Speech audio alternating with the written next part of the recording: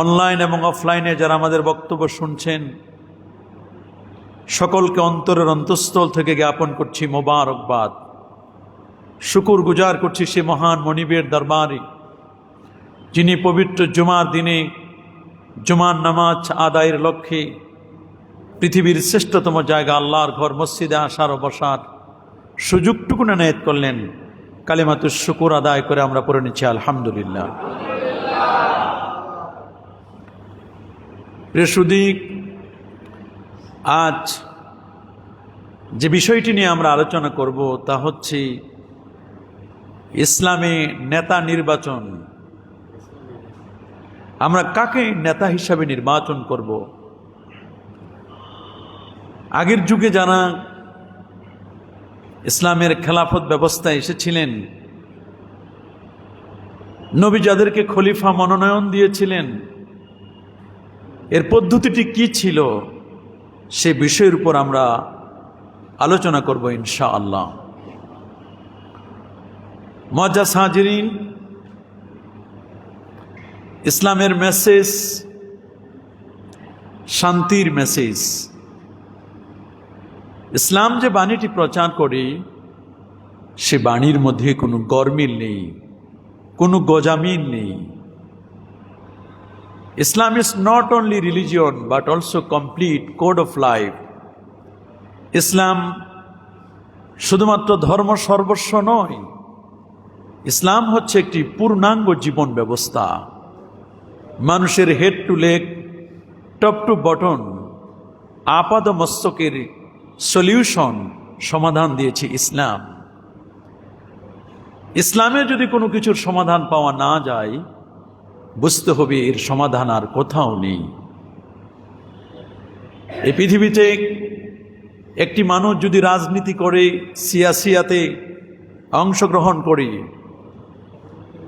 তাহলে সে কিভাবে নেতৃত্ব কি চেয়ে নিবে না কোন সিস্টেমে নিবে, সেটি ইসলাম আজ থেকে ১৫০০ বছর আগে খুব চমকপ্রদ ভাষায় ক্লিয়ার কাট করে ইসলাম বলে দিয়েছে। সুবহানাল্লাহ বলেন। সহিহ মুসলিমের হাদিস, বাবুল ইমারাত, রাজনীতির অধ্যায়, নেতৃত্বের অধ্যায়। রাসূল বলেছেন লা তাসআলিল ইমারা, নেতৃত্ব তোমরা চেয়ে নিবে না। সুবহানাল্লাহ বলেন। রাসূলুল্লাহ বলে দিয়েছেন নেতৃত্ব তোমরা কখনো চেয়ে নেবে লা তাসআলিল ইমারা, নেতৃত্ব তোমরা চেয়ে নিবে না। ওয়াইন উতিতা, জনগণ যদি খুশি হয়ে তোমাদের আচরণ, তোমাদের বিহেভ, তোমাদের কৃষ্টি কালচার, তোমাদের তাহাজিব তামাদ্দুন, তোমাদের অ্যাক্টিভিটিস, তোমাদের ম্যানর, তোমাদের ব্যবহার, এগুলো দেখে যদি জনগণ তোমাদেরকে ক্ষমতায় বসাতে চায়, জনগণ যদি তোমাদেরকে চেয়ারে বসায় দেয়, তাহলে আল্লাহর পক্ষ থেকে সাহায্য করা হবে। তোমরা কখনো ওই দায়িত্বটি পালন করতে তোমাদের কোনো কষ্ট হবে না। সুবহানাল্লাহ। আর ক্ষমতা যদি তোমরা চেয়ে নাও, নেতৃত্ব যদি তোমরা চেয়ে নাও, ক্ষমতা যদি জোরপূর্বক নাও, জোর দখল, চর দখলের মতো যদি তোমরা ক্ষমতা দখল করতে চাও, রাষ্ট্রের চেয়ার তোমরা দখল করতে চাও, মব সৃষ্টি করে মানুষের দোকানপাট হাইজ্যাক করে, মানুষের ব্যবসা বাণিজ্য ক্ষতি করে, মানুষকে অন্যায়ভাবে হত্যা, জিঘাংসা, মানুষের মধ্যে ফিতনা ফাসাদ বিপর্যয় সৃষ্টি করে যদি ক্ষমতার আসনে তোমরা সমাসীন হতে চাও, চেয়ে নাও, তাহলে তোমাদের ক্ষমতার সাথে সাথে তোমাদের মাথার উপর একটি জগদ্দল পাথর চেপে দেওয়া হবে। যে জগদ্দল পাথরটি তোমরা কখনো বহন করার সক্ষমতা তোমাদের থাকবে না। রাসূলুল্লাহর একজন সুফি সাহাবী ছিলেন, নামটি ছিল তার হযরতে আবু যার গিফারি রাদিয়াল্লাহু তাআলা আনহু, যিনি ৩৩ দিন পর্যন্ত শুধুমাত্র জমজমের পানি পান করে জীবন অতিবাহিত করেছিলেন, আর অন্য কিছু খান নাই। সুফি সাহাবী ছিলেন হযরতে আবু যার গিফারি। উনি একদিনের বেশি সম্পদ জমা রাখা এটাকে তিনি অন্যায় মনে করতেন। উনি বলতেন আমি এক বেলা খাবো, পরের বেলার সম্পদ জমা রাখার অধিকার আল্লাহ আমাকে দেয় নাই। আমরা তো অনেকেই কোটি কোটি টাকার মালিক হয়ে সম্পদ আমরা জমা রাখি। সামনে বিপদ আপদ আসতে পারে, দুর্ভিক্ষ আসতে পারে, আমরা সম্পদ জমা রাখি। কিন্তু আমার রাসূলের সাহাবী আবু যার গিফারি রাদিয়াল্লাহু তাআলা আনহু তিনি ফতোয়া দিলেন একদিনের বেশি সম্পদ জমা রাখা জায়েজ নাই। কমিউনিটির মানুষগুলো সবাই মিলে বলেন, আবু যার গিফারি আপনি এগুলো কি ফতোয়া দেন? আপনার ফতোয়ার পিছনে কোনো আর্গুমেন্ট আছে, কোনো যুক্তি আছে? বলে ইয়েস, কোরআনের দলিল আছে আমার ফতোয়ার পিছনে। সুবহানাল্লাহ বলেন। কি দলিল আপনার? তিনি তখন বললেন, আল্লাহ তো কোরআনে বলে দিয়েছেন, ওয়াল্লাযীনা ইয়াকনিজুনা আদ-দাহাবা ওয়াল ফিদ্দা ওয়ালা ইউনফিকুনাহু ফি সাবিলিল্লাহ ফাবাশশিরহুম বিআযাবিন আলীম।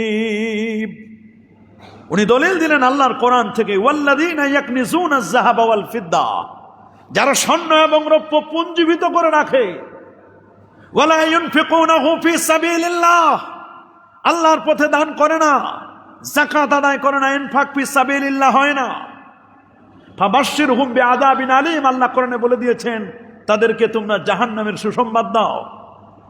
ইয়াউমা ইউহমা আলাইহা ফি নারে জাহান্নাম, কিয়ামতের দিন এই পুঞ্জীভূত সম্পদ কিয়ামতের দিন তার কপালে দাগ দেওয়া হবে, পিঠে দাগ দেওয়া হবে। সম্পদগুলো গরম করে করে, লোহার পাত দিয়ে গরম করে এগুলো কিয়ামতের দিন পিঠে পৃষ্ঠে তাদের দাগ দেওয়া হবে।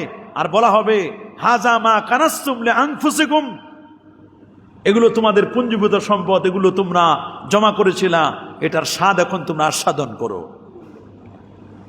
আবু যার গিফারি রাদিয়াল্লাহু তাআলা আনহু একদিনের বেশি সম্পদ জমা রাখা জায়েজ মনে করতেন না। কোরআন থেকে তিনি দলিল দিলেন। নবী করিম সাল্লাল্লাহু আলাইহি ওয়াসাল্লাম আবু যার গিফারিকে বললেন, আবু যার, সামনে বিপদ আপদ আসছে পারে। সাহাবায়ে কেরামও বলল যে এরকম কট্টর ফতোয়া তুমি দাও। এক পর্যায়ে তাকে একটু নির্বাসনের মতো রাবাজা নামক জায়গায় তিনি চলে গেলেন। বলে তোমার এই এলাকায় থাকার দরকার নাই, তুমি সুফি মানুষ, দরবেশ মানুষ, তুমি একটা জায়গায় চলে যাও। সে আবু যার গিফারি রাদিয়াল্লাহু তাআলা আনহু তিনি একদিন বললেন আল্লাহ নবীকে, আলা তাস্তামিলুনি ইয়া রাসূলুল্লাহ, হুজুর আমি একজন অফিসার হতে চাই, ল অ্যান্ড অ্যাডমিনিস্ট্রেশনের দায়িত্ব পালন করতে চাই, হুজুর আমাকে নেতা বানান। নবী বলেন, আমি না বলে দিয়েছি লা তাসআলিল ইমারা, নেতৃত্ব চেয়ে নাও না, তুমি আবার নেতা হতে চাও কেন? নবীজি বললেন, তুমি ল অ্যান্ড অ্যাডমিনিস্ট্রেশন বুঝবে না, তুমি সহজ সরল মানুষ, সুফি টাইপের মানুষ, এটা তোমার জন্য না। সবাই নেতা হতে পারে না। আমাদের সমাজে একটা প্রচলন আছে, নেতা হতে গেলে জেল, জুলুম, জরিমানা এগুলো খাটতে হয়। যে যতবার জেলে যাবে সে তত বড় নেতা। জেলে না গেলে আবার নেতা হয় কেমনে? কি বলেন, আমাদের সমাজে প্রচলন আছে না? কখনো কখনো প্রয়োজনীয় নেতৃত্ব চেয়ে নেওয়া জায়েজ আছে, যেমনটা হযরত ইউসুফ আলাইহিস সালাম মিশরের নেতৃত্ব তিনি চেয়ে নিয়েছিলেন। সুবহানাল্লাহ বলেন। মনে রাখবেন, আল্লাহ নবীর ইন্তেকালের পরে 4 জন খলিফা তারা নেতৃত্বের আসনে সমাসীন হয়েছিলেন। সুবহানাল্লাহ বলেন। কয়জন? 4 জন খলিফা নেতৃত্বের আসনে সমাসীন হয়েছিলেন। 4টি পদ্ধতিতে ইসলামে নেতা নির্বাচন করার কথা বলা হয়েছে। 4 পদ্ধতি। বলেন কয় পদ্ধতি? খুব ভালো করে মনোযোগ দিয়ে শুনবেন, এটা রাজনীতির কথা, তবে প্রচলিত রাজনীতি এটা কোরআন সুন্নাহর রাজনীতি, যেটা ইসলামে কেমনে নেতা বানাবেন সেই কথা আল্লাহ কি বলতেছেন, নবী কি পদ্ধতি বলেছেন, সেইটা আজকে আমি আপনাদের সাথে ডিসকাস করছি, আপনাদের সাথে আলাপ করব এই বিষয়টা নিয়ে। 1, আল্লাহর নবীরা কখনো নেতৃত্ব তারা চেয়ে নেন না। নবী হন কার পক্ষ থেকে? নবী আল্লাহ করেন, নির্বাচন দেন নবীদেরকে, নির্বাচন দেন কে? এই জন্য নবীজির এক নাম হলো মোস্তফা। মোস্তফা মানে নির্বাচিত। আল্লাহু আকবার বলেন। নবীজি ইন্তেকালের পূর্ব মুহূর্তে কে হবেন খলিফা, নবী কাউকে স্পষ্ট করে বলে যান নাই যে আমার পরে অমুকে খলিফা হবে। নবী এটা কখনো বলে যান নাই। তবে নবী ইন্ডিকেট, ইশারা করে দিয়েছেন। আল্লাহ নবী ইন্ডিকেট করে করে বলে দিয়েছেন আমার পরে অমুক হবে, অমুক হবে, অমুক। এভাবে নবীজি ইশারা করেছেন কয়েকটি জায়গায়। সুবহানাল্লাহ বলেন। ইঙ্গিত করেছেন আল্লাহ নবী। যেমন আল্লাহ নবী বলছেন রাষ্ট্রের নেতা হওয়ার আগে সবচেয়ে বড় নেতৃত্বটা দিয়েছিলেন হযরত আবু বকর সিদ্দিক রাদিয়াল্লাহু তাআলা আনহু, নামাজের নেতৃত্ব। বলেন কিসের নেতৃত্ব?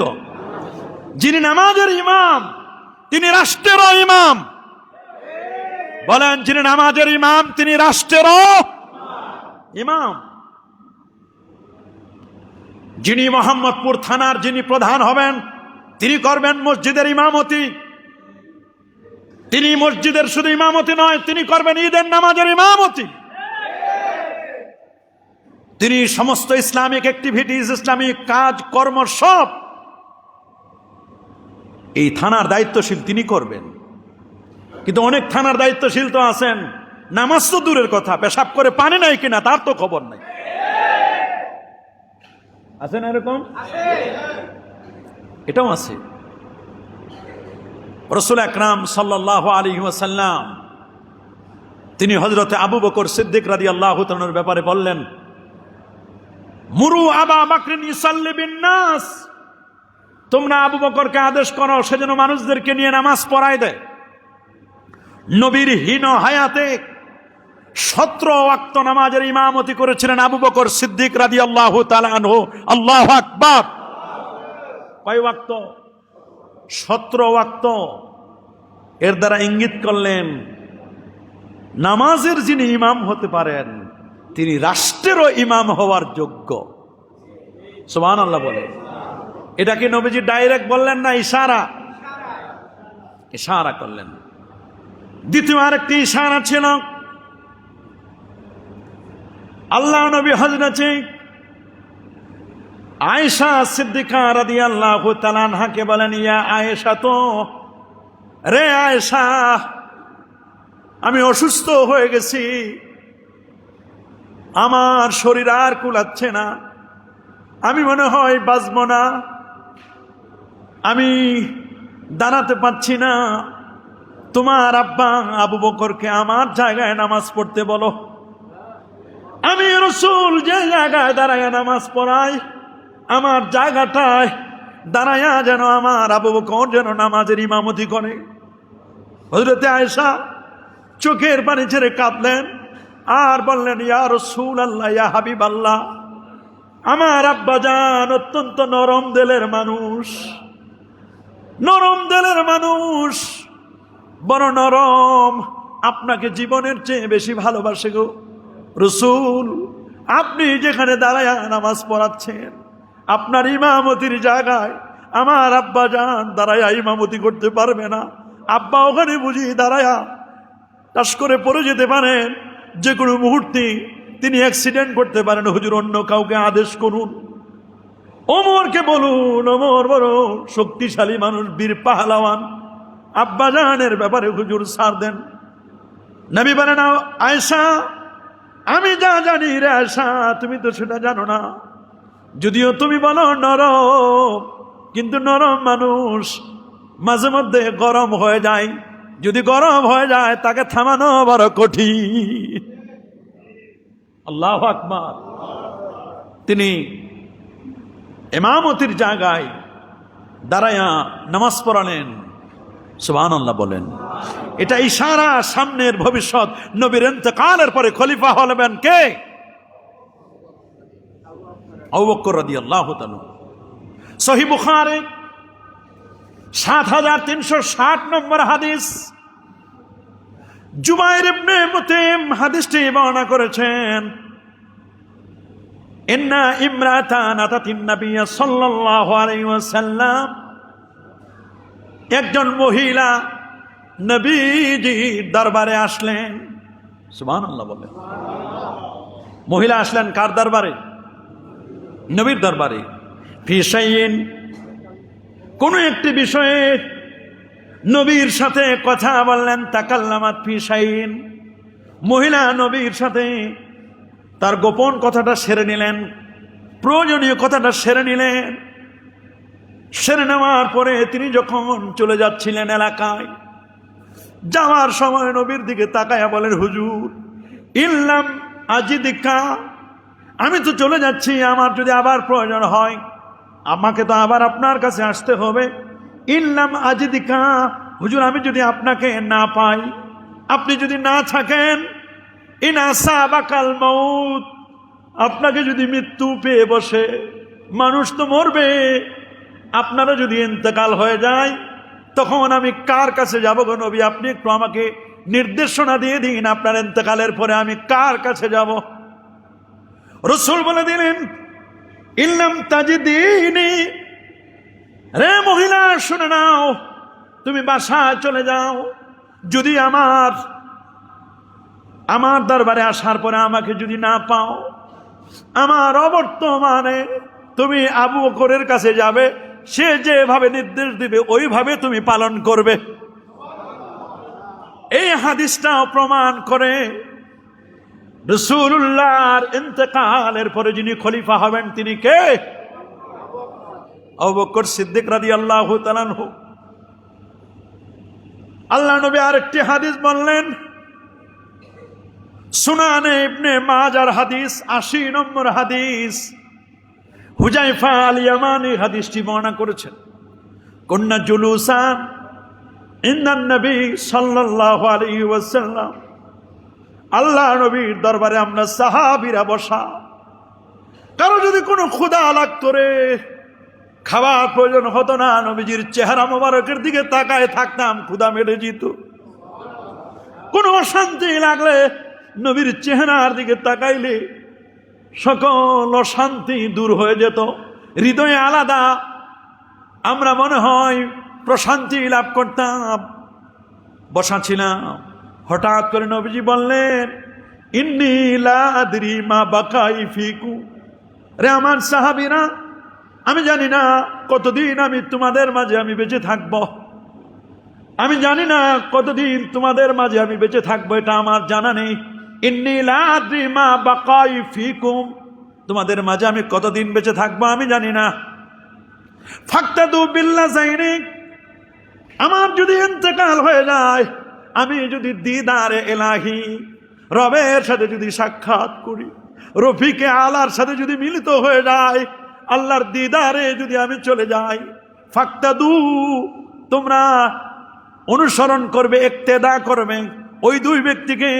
ফাআশারা ইলা আবি বকর ওয়া ওমরা, আল্লাহ নবী তখন হযরত আবু বকর সিদ্দিক এবং হযরত ওমর ফারুক রাদিয়াল্লাহু তাআলা আনহুমা, তাদের দুজনের দিকে ইঙ্গিত করে নবী দেখায় দিলেন, আমি যদি দিদারে চলে যাই, আল্লাহর সাক্ষাতে যদি চলে যায়, আমার পরে তোমরা দুজন ব্যক্তির অনুসরণ করবে।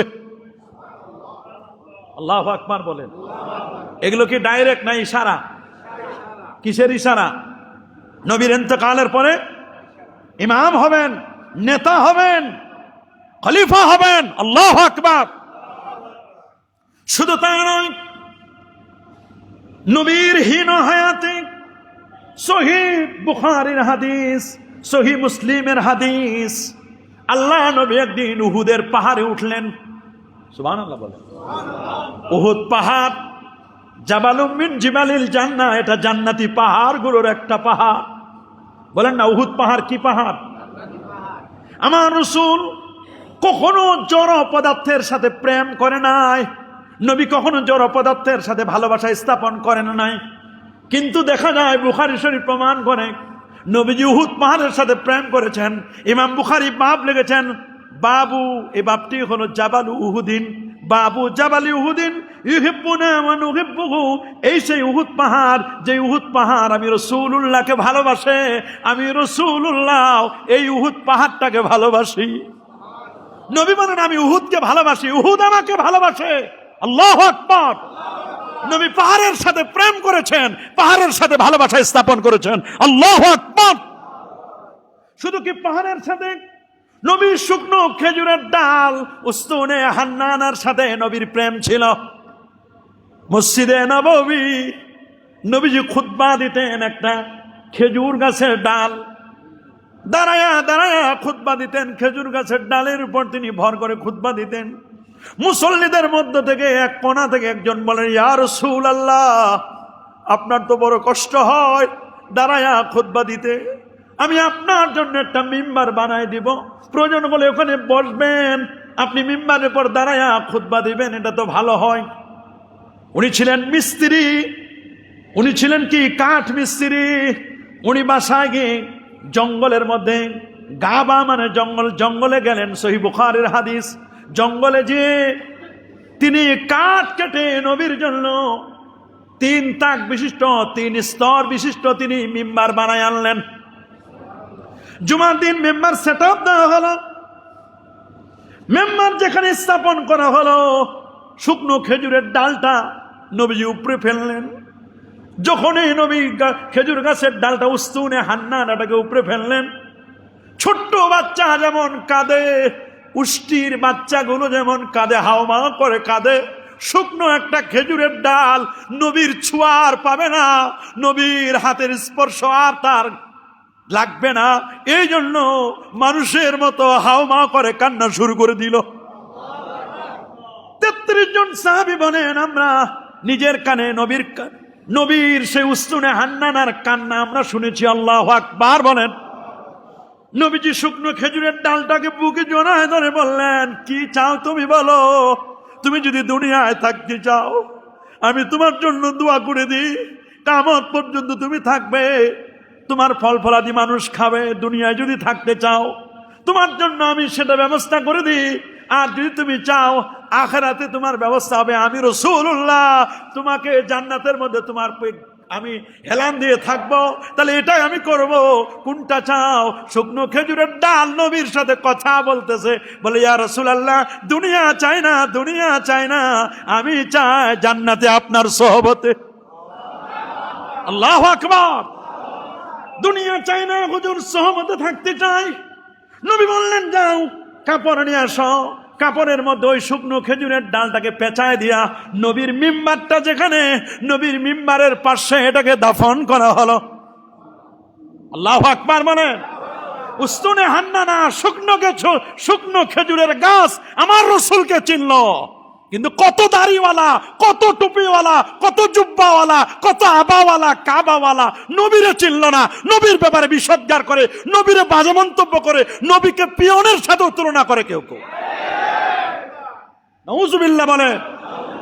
সত্যিকার অর্থে কেউ যদি এইরকম কথা বলে, নবীর ব্যাপারে বাজে মন্তব্য করে, তাহলে ইসলামী স্টেট থাকলে তাদের শাস্তিটা কি হবে এটা বলা তো বড় কঠিন। তবে হক কথা তো বলতেই হবে। কথা বলুন, আরো জোরে বলুন।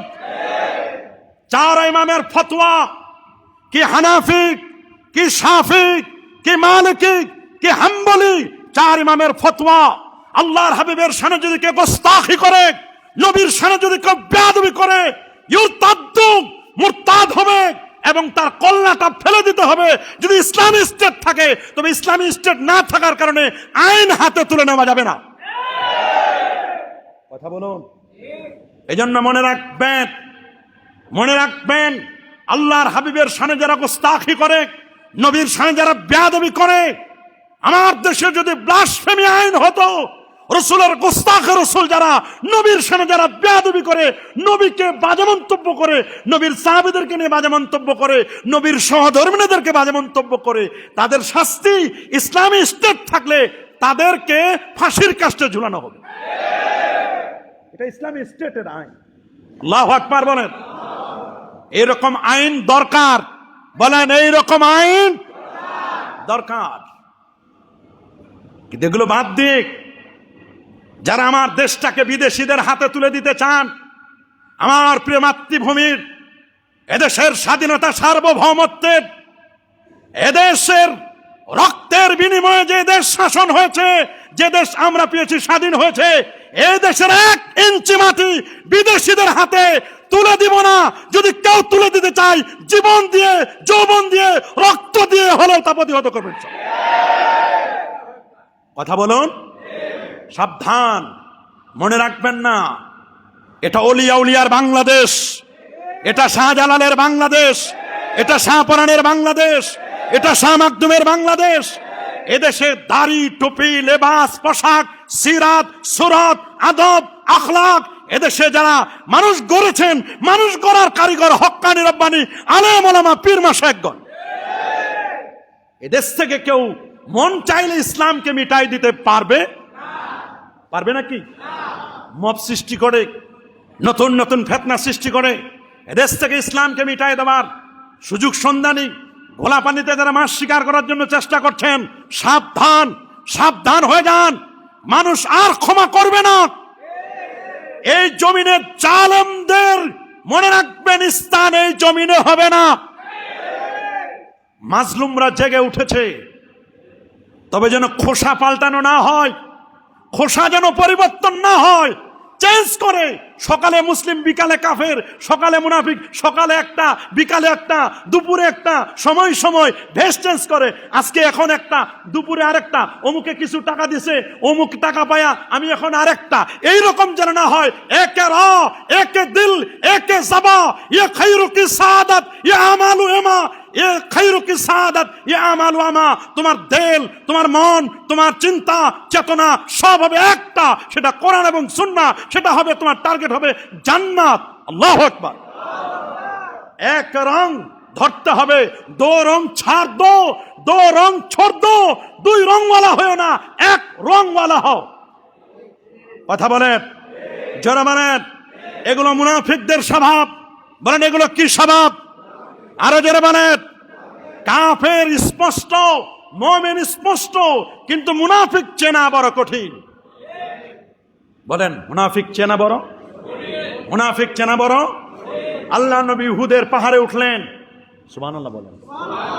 সাথে আল্লাহ নবীর সাথে হযরতে আবু বকর সিদ্দিক রাদিয়াল্লাহু তাআলা আনহু, ফারুক আযম, আল্লাহু আকবার বলেন, হযরত উসমান জিন্নুরাইন। উহুদ থরথর করে কাঁপতে লাগলেন। নবীজি বললেন, উসবুত ইয়া উহুদ, আরে উহুদ পাহাড় থেমে যাও। তুমি জানো না তোমার উপরে কে আছে? তোমার উপরে একজন নবী আছেন, 2 জন শহীদ আছে, একজন সিদ্দিক আছে। আল্লাহু আকবার। রে উহুদ থেমে যাও, উসবুত ইয়া উহুদ, বুখারী শরীফের হাদিস। উহুদ পাহাড় তুমি থেমে যাও, তোমার উপরে একজন নবী আছে। নবী দ্বারা আল্লাহ নবীকে বুঝানো হয়েছে 2 জন শহীদ। নবীজি বুঝাই দিলেন 2 জন শহীদ হলো হযরত ওমর ফারুক রাদিয়াল্লাহু তাআলা আনহু। আবু লুলু নামক ব্যক্তি হযরত ওমরকে শহীদ করে দিলেন। আল্লাহু আকবার। আর একজন উসমান জিন্নুরাইন কোরআন মাজিদ তেলাওয়াত করতেছিলেন, কোরআন মাজিদ তেলাওয়াত করা অবস্থায় শহীদ হলো।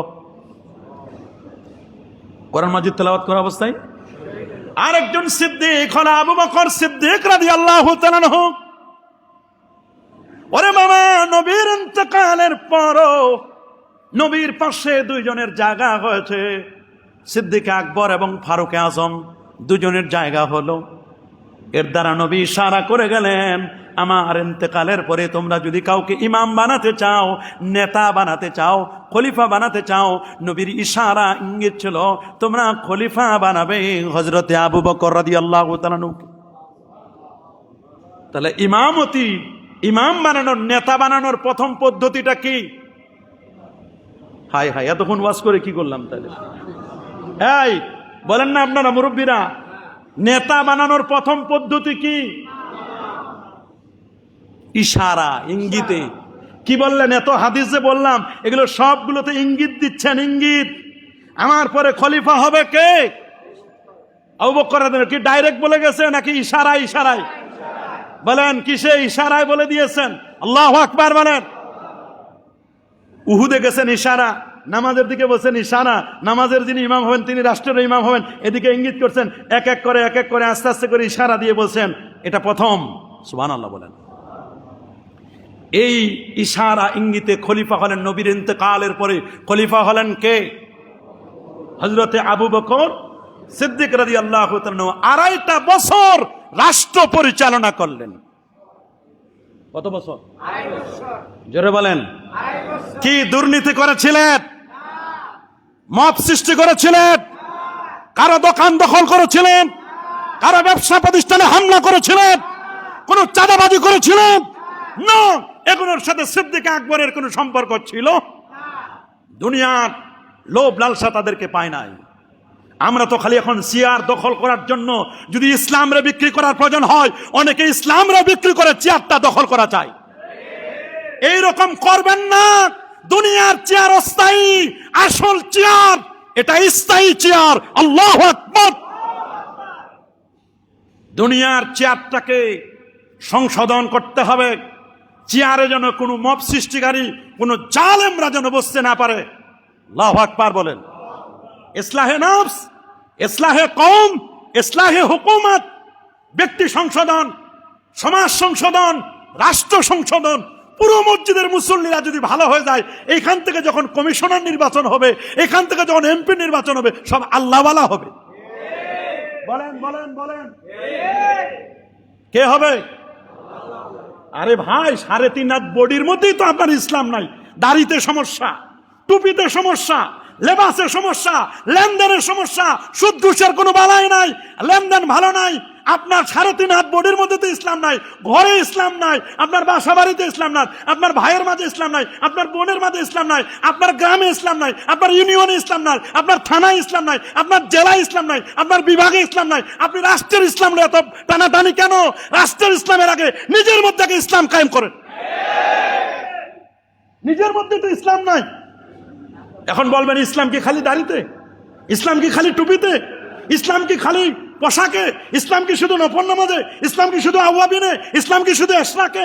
ইসলাম কি শুধু এরকম বক্তৃতায়? ইসলাম কথায় সেটা বলেন। কোনটাতে যদি ইসলাম নাই, তো ইসলামটা কোন জায়গায়? ইসলাম খালি চেয়ার দখল? এই বলেন না, ইসলাম কি খালি চেয়ার দখল? শুধু ইসলাম চেয়ার দখল নয়। আল্লাহু আকবার বলেন। আরো যেরকম আল্লাহু আকবার। 2, নেতা নির্বাচন করার পদ্ধতি। দ্বিতীয় পদ্ধতি, নেক্সটে যিনি নেতা হবেন তিনি জীবিত খলিফা, পরবর্তী খলিফার নাম বলে দিয়ে যাবেন। সুবহানাল্লাহ বলেন। কি করে যাবেন? পরবর্তী খলিফার নাম বলে দিয়ে যাবেন। আল্লাহু আকবার বলেন। আল্লাহ নবীর প্রিয় সাহাবী হযরত আবু বকর সিদ্দিক রাদিয়াল্লাহু তাআলা আনহু তিনি যখন বুঝতে পারলেন আর মনে হয় আমি বেশি দিন বাঁচব না, আমার মৃত্যু খুব কাছাকাছি চলে এসেছে, হযরতে আলীকেও বললেন, আলী, আপনার এই হাত দ্বারা আল্লাহর হাবিবের দেহ মোবারক আপনি ধরে ধরে গোসল দিয়েছিলেন। আমি যদি আপনার আগে মারা যাই, আপনি আমাকে গোসল দিবেন, আর কোনো কবর খনন করবেন না। গোসলের পরে কাফনের কাপড় হবে, জানাজা হবে, জানাজার পরে আমার লাশটা, আমার জানাজার খাটটা রাসূলুল্লাহর রওজার সামনে নিয়ে যাবেন। রাসূলুল্লাহ রওজা গিয়ে বলবেন, আপনার আবু বকর সুখে দুঃখে আপদে বিপদে যেমন আপনার সাথে ছিল, হিজরতের রাতেও আপনার সাথে ছিল, আপনাকে ভুলে নাই। ইন্তেকালের পরও আপনার কদমের নিচে, পায়ের নিচে একটু জায়গা চাই। যদি অনুমতি আসে রে আলী, তাহলে তুমি নবীর কদমের পাশে আমারে একটু জায়গা করে দিও। আর যদি অনুমতি না আসে রে, সাধারণ মানুষরা যেমন কবর দেয়, জান্নাতুল বাকিতে আমার জন্য সিম্পল কবর খনন করে আমারে তোমরা সেখানে দাফন করিও। আল্লাহু আকবার। একদিন হযরতে আবু বকর সিদ্দিক রাদিয়াল্লাহু তাআলা আনহু জলিলুল কদর সাহাবীদেরকে ডাকলেন।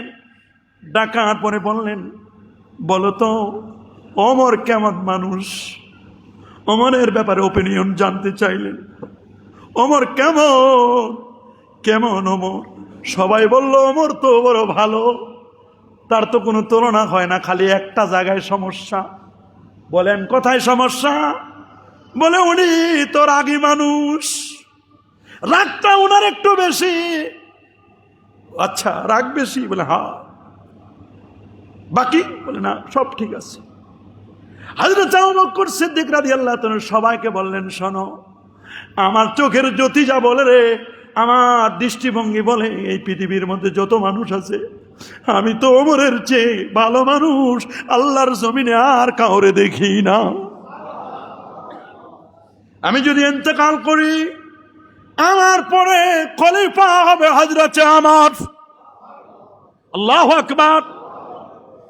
জীবিত থাকা অবস্থায় পরবর্তী খলিফা কে হবেন তিনি ঘোষণা দিয়ে গেলেন, ক্লিয়ার কাট করে বলে দিলেন। আল্লাহু আকবার বলেন। সবার যোগ্য। সবাই বলল হ্যাঁ আপনি ঠিকই বলেছেন। সেই হযরত ওমর 10 বছর 6 মাস 8 দিন রাষ্ট্র পরিচালনা করলেন। কোন চোর ডাকাত মাথা জাগাইতে পারে নাই। আল্লাহু আকবার বলেন। ওরে মদের বোতল দুধ হয়ে গেছে, মদের বোতল কি হয়ে গেছে?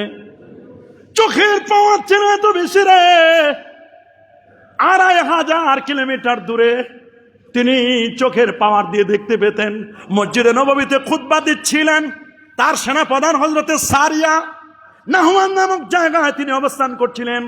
যুদ্ধরত অবস্থায় শত্রুপক্ষ তাদেরকে হামলা করবে, ওরা ওত পেতে বসেছিল পাহাড়ের ওপারে, পাদদেশে ওপারে তারা অপেক্ষা করছিল, সুযোগ পাইলে হামলা করবে।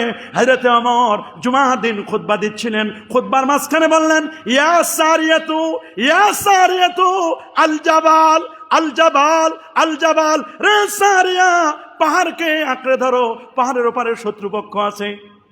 কয়েক মাস পর যখন সারিয়া আসলো, সবাই বললো আমরা ওই দিন হঠাৎ করে ইয়া সারিয়াতু আল জাবাল, আল জাবাল, খুতবার মধ্যে কেন এই শব্দ বললেন? বলছে হযরত ওমর মদিনার মসজিদে বসে যে খুতবার সময় ইয়া সারিয়াতু আল জাবাল, আল জাবাল বলেছিল, আমরা 2500 কিলোমিটার দূরে নাহওয়ান নামক জায়গায় ওমরের কথা শত্রু পক্ষের সামনে, আমরা সেনাবাহিনী সামনাসামনি কমান্ড করলে যেমন হয়, সামনাসামনি কথা বললে যেমন হয়, ওমরের কথা 2500 কিলোমিটার দূর থেকে সেম টু সেম ওই রকম আওয়াজে আমরা শুনতে পাচ্ছিলাম। আল্লাহু আকবার বলেন। কত বড় পাওয়ারফুল ছিলেন। তারপর তার জন্য সচিবালয় ছিল না, সুপ্রিম কোর্ট ছিল না, বিচার কার্য ফয়সালা হতো মসজিদে নববীতে। আগে বিয়ে শাদী হতো মসজিদে নববীতে, বিচার কার্য ফয়সালা হতো মসজিদে নববীতে।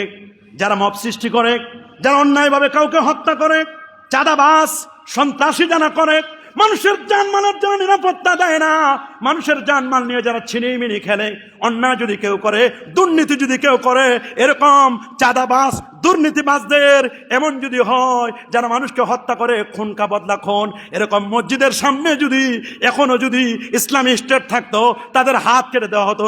এইরকম 2-4 জন নেতার হাত যদি কাটা হতো, তাহলে দেখতেন কয়েকজনের কাটলে বাকিগুলো সোজা হয়ে যেত। কথা বলেন। সবাই জিজ্ঞেস করতো নেতা হাত কাটলেন, ও বুঝছি চুরি করছিলেন, বুঝছি চুরি করছেন, হাত কাটা আপনার। কয়েকটা হাত কাটা দরকার। বলেন যদি হাত কয়েকটা কাটা যায় মসজিদের সামনে, জাতীয় মসজিদ বাইতুল মুকাররম ঢাকা আর জাতীয় মসজিদ জমিয়তুল ফালাহ চট্টগ্রামে কে অন্যায় করবে তার হাত কাটবে ইমাম সাহেব। মসজিদে নামাজের পরে সমস্ত মুসল্লিকে সামনে রেখে হাত কাটা হবে।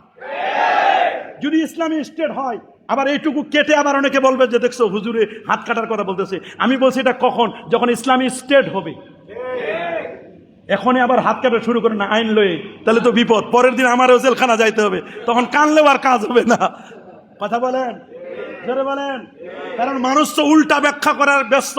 এইটুকু কেটে বলবে যে মোহাম্মদপুরের খতিব বলল কেউ চুরি করলে হাত কাটতে হবে, আসেন হাত কাটি। ওরে বাপরে বাপ, দেখেন না মানুষ তো এখন ইউটিউবের যুগ, তো কাটিং সাটিং পেস্টিং। হলুদ সাংবাদিক আছে না নাই? জোরে বলেন আছে না নাই? সাবধান সাবধান। মনে রাখবেন এরকম শাস্তি তো হয় না, বলেন শাস্তি হয়? ফাঁক ফোকর দিয়ে ওই যে স্পিড মানি বাম হাতের কারবার করে বের হয়ে যায়, আলালের ঘরে দুলাল। কথা বলেন। অনেক অর্থ সম্পদের মালিক কত নারীর জীবন নষ্ট করেছে। কথা বলেন। আলালের ঘরের দুলাল, সম্পদের মালিক, কোটি কোটি টাকার মালিক, গাড়ি বাড়ি নারী নিয়ে ব্যস্ত, 3 ডব্লিউ নিয়ে ব্যস্ত। বলেন কয় ডব্লিউ? www. এক ডব্লিউ হলো ওমেন, নারী। বলেন এক ডব্লিউ কি? ওমেন, নারী। আরেক ডব্লিউ হলো ওয়াইন, লাল পানি। বলেন কি পানি? লাল পানি। লাল ঔষধ নিয়ে যারা ব্যস্ত, ইয়াবা, বাবা, হিরোইন, ফেন্সিডিল, ড্রাগ না নিলে জীবন যায় না। এক ডব্লিউ দিয়ে ওমেন, আরেক ডব্লিউ হলো ওয়াইন। আরেক ডব্লিউ তো বড় কঠিন, ওয়াইন। আরেকটা হলো ওয়ার, মানে যুদ্ধ। যুদ্ধ চলে। কথা বলেন ঠিক কিনা? এই 3 নিয়ে গোটা পৃথিবীতে এখন নাচতেছে www. কিন্তু ডটের মধ্যে যে কট অফ ফট আছে এটা আর কেউ বুঝে না। কথা বলেন। বড় মুশকিল। সমাজ ফিতনা ফাসাদে ভরপুর হয়ে গেছে। জানমালের কোন নিরাপত্তা নাই। কথা বলেন। জানমালের কি নাই? ইমামকে পর্যন্ত কোপাইছে, দেখেন না? চাঁদপুরে প্রফেসর পাড়া ইমামরে পর্যন্ত কি করছে? ইমামের বক্তব্য হয়তোবা পছন্দ হয় নাই, খারাপ কিছু বলছে। ইসলামী আইন আছে, আদালত আছে। কথা বলেন ঠিক কিনা? এটাকে আপনাকে বুঝতে হবে। আইন হাতে তুলে নেওয়া যাবে?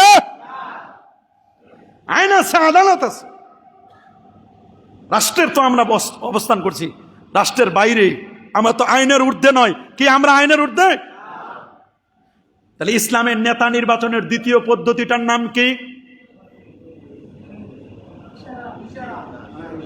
ইশারা তো গেল প্রথমটা। আরে আমি বাবাস করি কি? হ্যাঁ, আগের খলিফা পরবর্তী খলিফার নাম কি করবেন? ঘোষণা করে দিয়ে যাবেন। যেমন হযরত আবু বকর সিদ্দিক রাদিয়াল্লাহু তাআলা বলে দিয়েছেন কার কথা? খলিফা হলেন কে? কয় নম্বর খলিফা? জান্নাতি না জাহান্নামী? জাহান্নামীর তো প্রশ্নই আসে না। জান্নাতি সাহাবী, দুনিয়ায় বসে জান্নাতের সার্টিফিকেট পেয়েছেন। আল্লাহু আকবার বলেন। কিন্তু শিয়া যারা এইখানে ভেজালটা করছে, কয় যোগ্য খলিফা হওয়ার যোগ্য ছিল আলী আলাইহিস সালাম। কে বলে এই কথা? চিনেন তো? কথা বলেন না কেন? এমনও দেখবেন পোশাক আশাক দেখতে খুব ভালো, পোশাকে আশাকে ভালো, বাবা ভালো ছিল, সন্তান বিপদগামী হয়ে গেছে, এমন ট্যাবলেট সিরাপ খাই ফেলছে, শিয়াইয়াতের শিয়ার ট্যাবলেট খাইছে। শিয়ার ট্যাবলেট খাওয়ার কারণে শিয়াদের আকীদা হলো, ইসনা আশারিয়া কিতাবের মধ্যে দেখবেন ওদের আকীদা হলো শিয়া 2 প্রকার, শিয়া সুগরা, শিয়া কুবরা। বড় শিয়া যারা, তারা বলে আবু বকর ওমর দুইজনে কাফের। বলে কেন? অন্যায়টা কি করছে? বলে যোগ্য খলিফা ছিল নবীর পরে আলী আলাইহিস সালাম। কে? আলী। কার কথা বলে? কার কথা? ওরা বলে আলী ইলাহ। আলী তো নিজে একটা খোদা। নাউজুবিল্লাহ বলেন। আলীর ভিতরে খোদাই ভাব আছে। আলী আকবর। দেখেন না ওরা আজান দেয় আল্লাহ, আমরা বলি আল্লাহু আকবার, ওরা বলে আল্লাহ আলী আকবর। নাউজুবিল্লাহ বলেন। এই বড় বড় শিয়াইয়াতকে যারা লালন করে পালন করে, তারা আলী রাদিয়াল্লাহু তাআলার কাছে এসে বলছে, আলী আপনি খোদা। বলে তুই কি বলস? ওকে গ্রেপ্তার করো, ওকে পুরাও, আগুনে পুরাও। যখন আগুনে পুরানোর কথা বলা হলো, তখন বলছে আমি আপনারে মনে করতাম আলী আপনি ইলা, খোদা, এটা আগে মনে করতাম 60%, আর এখন মনে করি 100-100। বলে কেন? কয় আপনি আমারে আগুনে পুরাইতে বলছেন, আগুনে পুরাইতে পারে একমাত্র আল্লাহ তাআলা। দেখছেন? চিন্তা করে দেখেন কেইসা খবিস। আর বলতেছে যে জিবরাইল এখানে মিস্টেক করেছে, ভুল করেছে। ওহির যোগ্য ছিল আলী আলাইহিস সালাম। আলীকে না দিয়ে জিবরাইল ভুল করে নিয়ে এসে মোহাম্মদের কাছে, আচ্ছা অতদূর ভুল হয়েছে, নাউজুবিল্লাহ, এইটুকু ভুল হয়েছে, ভুল না হয় মোহাম্মদ সাল্লাল্লাহু পর্যন্ত হয়েছে। মোহাম্মদ সাল্লামের মারা যাওয়ার পরে, তারা ইন্তেকালও বলে না, মারা যাওয়ার পরে যোগ্য তো ছিল আলী, আলীর জায়গাটা দখল করে নিয়েছে আবু বকর এবং ওমর, এই জন্য দুইজনেই কাফের। আরো জোরে বলে নাউজুবিল্লাহ। আহলে সুন্নাহ ওয়াল জামাতের আকীদা শিয়া কুবরা, এদের ইমানের ফোল্ডারে জায়গা নাই। আর শিয়া সুগরা হচ্ছেন তারা যারা সাহাবায়ে কেরামদেরকে গালিগুলাজ করে। আমিরে মুয়াবিয়া রাদিয়াল্লাহু তাআলা যিনি কাতেবে ওহী, যার ব্যাপারে ৬০-এর অধিক হাদিস বর্ণনা করা আছে, সেই ব্যক্তিকে সেই রাসূলুল্লাহর সাহাবীর ব্যাপারে বলছে আমিরে মুয়াবিয়া রাদিয়াল্লাহু তাআলা তিনি নাকি বাগী ছিলেন। নাউজুবিল্লাহ, নাউজুবিল্লাহ। আবু সুফিয়ান রাদিয়াল্লাহু তাআলা তাকে ফাসিক বলেছে। ইন জাআকুম ফাসিকুম বিনাবাইন, এই আয়াতের তাফসীর করতে গিয়ে ওরা উনাদেরকে এইভাবে বলছেন। এবং যাদের ব্যাপারে এক ধরনের কথা তারা উল্টো বলতেছে, তাদের নামাজ আলাদা, তারা কোরআন মাজিদের সূরা বানাইছে সূরাতুল বেলায়াত, আলাম নাশরাহ লাকা সাদরাক ওয়া ওয়াদানা আনকা বিজরাক আল্লাযী আনকাদা যাহরাক ওয়া জাআলনা আলিয়ান সাহারাক।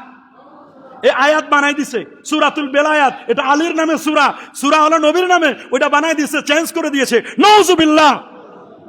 এরকম শিয়া আছে না নাই? আছে না? ৩ নম্বর, খলিফা নির্বাচনের পদ্ধতি তৃতীয়টা, জীবিত খলিফা তিনি একটা মজলিসের শুরা, ৫ জন, ৭ জন, ১০ জনের, ১১ জনের, ১৫ জনের একটা কমিটি করবেন এবং কমিটিকে দায়িত্ব দিবেন যে আমার ইন্তেকালের পরে তোমরা নেক্সট খলিফা কে হবে তোমরা তাকে নির্বাচন দিবে। মজলিসে শুরা পরামর্শ করে সিদ্ধান্ত দিবে। আল্লাহু আকবার বলেন। হযরত ওমর রাদিয়াল্লাহু তাআলা ইন্তেকালের পরে কে হবেন খলিফা, এ নিয়ে যখন শুরু হলো, হযরত ওমর রাদিয়াল্লাহু তাআলা ইন্তেকালের আগে ৬ সদস্য বিশিষ্ট একটা মজলিসের শুরা পরামর্শ সভা গঠন করলেন। মজলিসের শুরা, মজলিসে আমেলা, মজলিসে শুরা, এরা তখন সিদ্ধান্ত নিল কে হবেন খলিফা। সবাই মিলে সিদ্ধান্ত নিল উসমান রাদিয়াল্লাহু তাআলার মতো যোগ্য ব্যক্তি আর কাউরে আমরা দেখি না। আল্লাহু আকবার। কয় পদ্ধতি গেল? বলেন বলেন, কয় পদ্ধতি? প্রথম পদ্ধতি ইঙ্গিতে, বলেন প্রথম পদ্ধতি। দ্বিতীয় পদ্ধতি ডাইরেক্ট বলে যাবে পরবর্তী খলিফা কে হবেন। তৃতীয় পদ্ধতি মজলিস গঠন করে দেবে, একটা কমিটি করে দেবে, কমিটি সিদ্ধান্ত নেবে। চতুর্থতম পদ্ধতি, এটা নিয়ে আমরা টরে টক্কা করি বা এটা নিয়েই সবচেয়ে বেশি ভেজাল করি।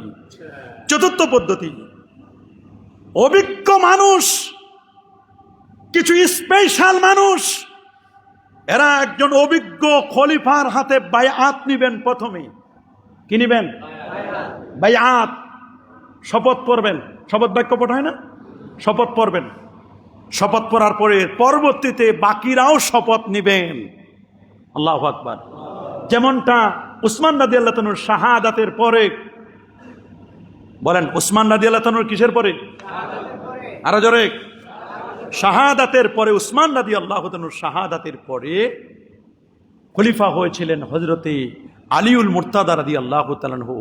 কিছু মানুষ তখন তার বায়াত নিল, কিছু মানুষ ইখতিলাফ মতবিরোধ করলো যে আগে উসমান রাদিয়াল্লাহু তাআলা হত্যার বিচার হোক, তারপর আপনি খলিফা হবেন, আমরা আপনাকে মানব। এই শুরু হলো দুটা দল। এই প্রথম শুরু হলো মুসলমানদের মধ্যে অনৈক্য, এই শুরু হলো দ্বন্দ্ব, কলহ। ইনশাআল্লাহ কি দ্বন্দ্ব হলো, কেমনে দ্বন্দ্ব হলো, বাকি দ্বন্দ্বটা কেমনে মিটানো যাবে, আগামী জুমায় আমরা আলোচনা করব।